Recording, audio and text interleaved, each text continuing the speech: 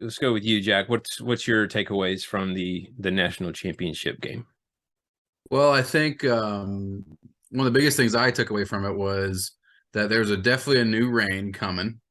Now, do I think that Nick Saban is still better than Kirby? Absolutely. I mean, the pedigree says for itself.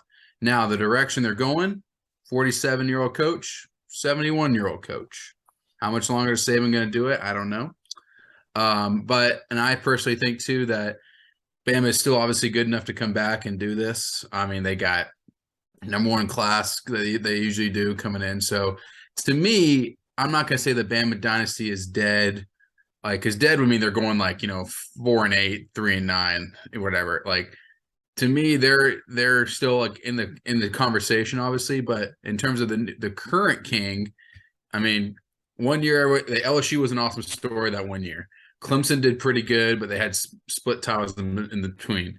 But no one's gone back to back and even beaten the top guy that was tied last year for this. So I think if Georgia wins it again next year or Bama doesn't get to the title, that'd be a little more of like the dynasty to the level that they think they're at. Might be dead. It might be now middle to bottom tier, top 10. But I mean, they're still going to be good. They got just as much as good a talent as we do. They just had some tough, really competitive games this year, and it just wasn't. Not every year you're going to be as good.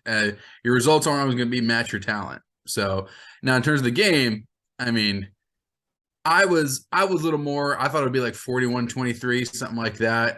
I thought we'd win. I thought it'd be a little more competitive, especially after last week for both teams. That was exciting as two semifinal games we've ever seen, obviously. Yeah.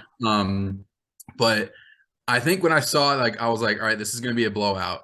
Was two things. One, when Holly Rowe interviewed Kirby, and you could just tell that he just said aggression and we're going hunting, and I just felt like, oh boy, like these guys have something to prove, because all week I listened to all the podcasts when I'm driving for my sales job. I follow all this stuff because it was a big part of my life, big fan of it.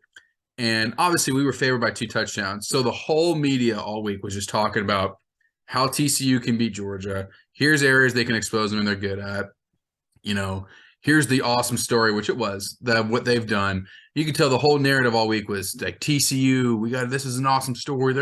Here's how they can beat them. I think they can beat them. And the entire Georgia guys were just like, all right, just wait till kickoff. A lot like just Notre Dame our sophomore year with the Notre Dame Bama game. I felt the exact same kind of vibes.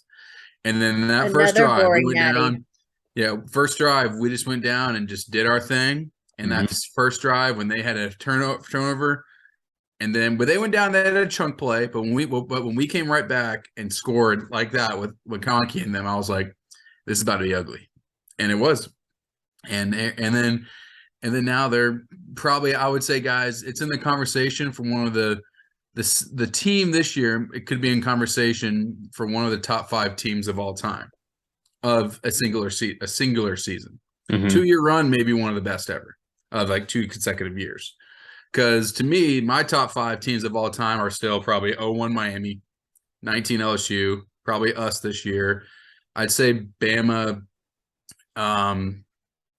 maybe 2009 Bama, I think was one of the best ones, and then maybe one of those at the 2013 FSU team.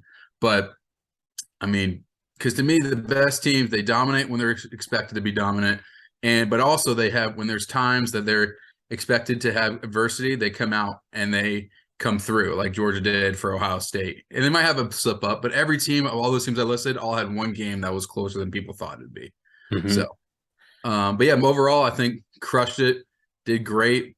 I mean, I was super excited. I mean, all those naysayers that everyone's talking about, except the TCU team, all those points got just wiped away. Quentin Johnson had 1 catch for 3 yards. We ran down their throats.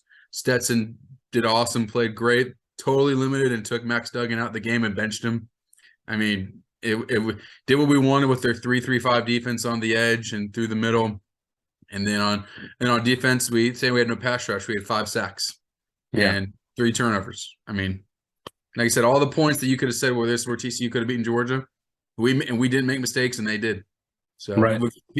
That's right. That's where my kind of thoughts are. Matt, what do you think, man?